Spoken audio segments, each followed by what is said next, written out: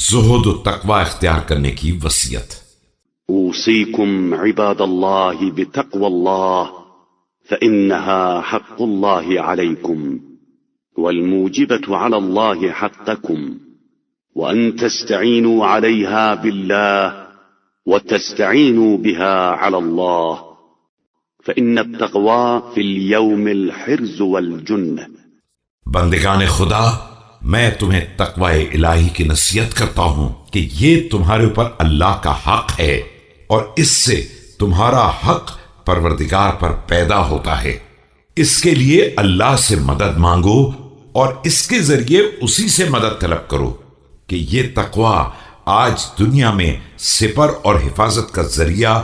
وفي غد الطريق إلى الجنة مسلكها واضح وسالكها رابح ومستودعها حافظ لم تبرح عارضة نفسها على الأمم الماضين منكم۔ اور کل جنت تک پہنچنے کا راستہ ہے، اس کا مسلک واضح اور اس کا راہ رو فائدہ حاصل کرنے والا ہے اور اس کا امانت دار حفاظت کرنے والا ہے۔ یہ تقوی اپنے کو ان پر بھی پیش کرتا رہا ہے جو گزر گئے۔ والغابرين لحاجتهم إليها غدا إذا أعاد الله ما أبدى وأخذ ما أعطى وسأل عما أسدى فما أقل من قبلها وحملها حق حملها أولئك الأقلون عددا۔ اور ان پر بھی پیش کر رہا ہے جو باقی رہ گئے ہیں کہ سب کو کل اس کی ضرورت پڑنے والی ہے، جب پروردگار اپنی مخلوقات کو دوبارہ پلٹائے گا اور جو کچھ عطا کیا ہے اسے واپس لے لے گا، اور جن نعمتوں سے نوازا ہے ان کا سوال کرے گا۔ کس قدر کم ہیں وہ افراد جنہوں نے اس کو قبول کیا ہے اور اس کا واقعی حق ادا کیا ہے۔